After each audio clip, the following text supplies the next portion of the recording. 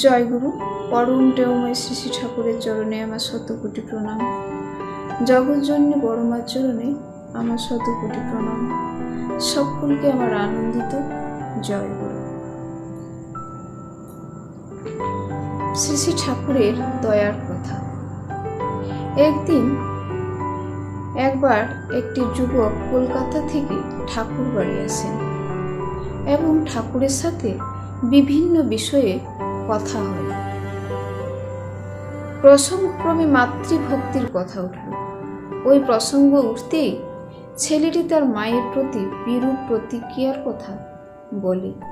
সে তার মায়ের নানা দোষের কথা বলে। শ্রী শ্রী ঠাকুর বললেন, সে কি রে, আমি আমার মাকে খুব ভালোবাসি। আমি যত কাজ করি মাকে খুশি করার জন্য। মার কাছ থেকে বাহবা শোনার আমার খুব লোভ। সে কথা শুনে ছেলেটি বলে, ঠাকুর, আমি আমার মাকে ভালোবাসি না। এই পৃথিবীতে আমার কাছে যদি কিছু ঘৃণ্য বস্তু থাকে তবে সে আমার মা। এই কথা শোনার পর শ্রী ঠাকুর স্তম্ভিত হয়ে ওঠেন। একটু পরে বলেন, শোনো মনি, তোমাকে একটা কথা আমার বলার ইচ্ছা ছিল না, তুমি আমাকে দিয়ে জোর করে বললে। শোনো, এই পৃথিবীতে অনেক ভালো মা ছিল।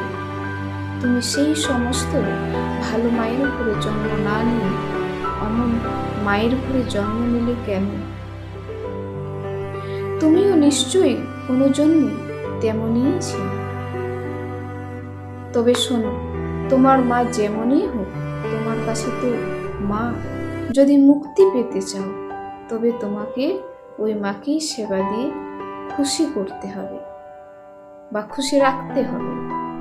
ও ছাড়া তোমার মুক্তির আর কোনো পথ নাই। জয় গুরু। বন্দে পুরুষোত্তম।